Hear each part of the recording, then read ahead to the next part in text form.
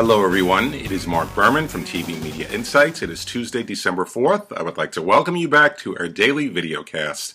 And let's begin today with the news that Howard Stern is returning as one of the judges on America's Got Talent on NBC next summer. Now, Howard Stern, of course, joined the reality competition this past summer, and if you think the ratings were up with Howard Stern, they were not, so do not be fooled. The ratings year to year were actually on the downside, but you cannot totally blame Howard Stern. I think NBC made the huge mistake of opening the season of America's Got Talent during the traditional season. Normally it waits till after Memorial Day weekend, and I think that hurt the entire season. So Howard Stern is back. Sharon Osbourne has stated she will not return because she is angry at NBC for not using her son Jack on Stars Earned Stripes, and Howie Mandel has said he is undecided. I am certain Howie Mandel will come back, and something tells me they will twist Sharon Stern's arm and she will be back. But as it stands, only one judge, Howard Stern, will be returning. And I hope, by the way, that they keep the production in New York. I'd like to go see the show again.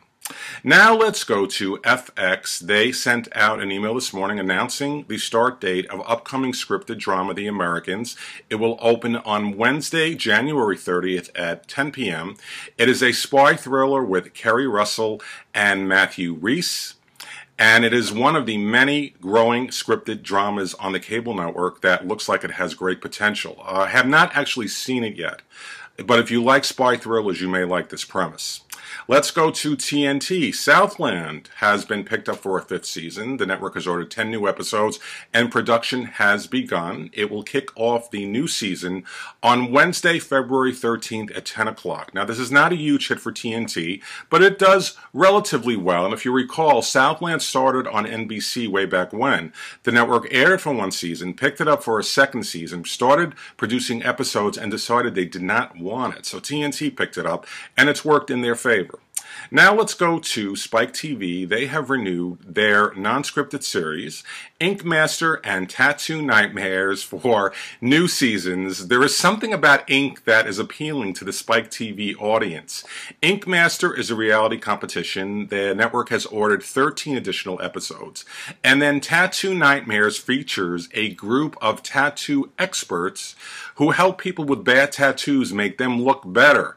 The network has ordered 26 more episodes of Tattoo Nightmares. Now, heading over to Showtime, they have announced an aggressive upcoming docu-series. It's going to be 6 to 8 hours on different evenings, and it is called Years of Living Dangerously. It will focus on the growing concern of climate control, and one of the producers will be James Cameron, who did Titanic. Arnold Schwarzenegger is involved. They'll have major talent participating, and it looks like it's very aggressive. This is an issue that's a growing concern, and this is coming up on Showtime in 2013, Years of Living Dangerously.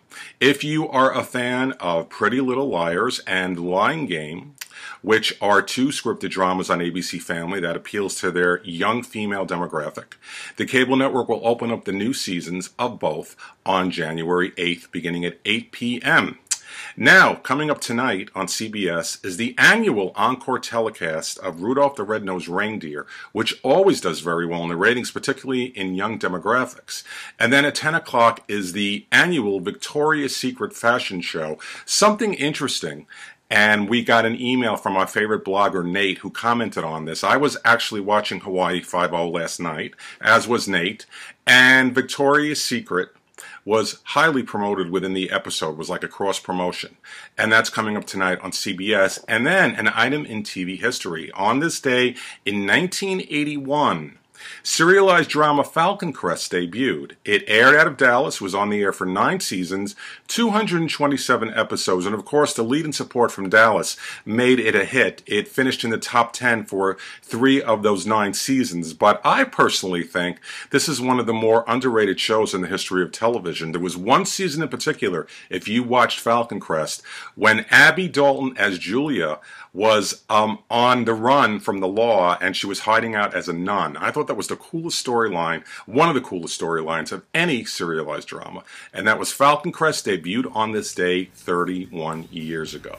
And that is our daily video cast from TV Media Insights. On this 4th day of December, I want to thank you for joining me, and I will be back with more news about my favorite medium, television, tomorrow. Signing off, Marc Berman.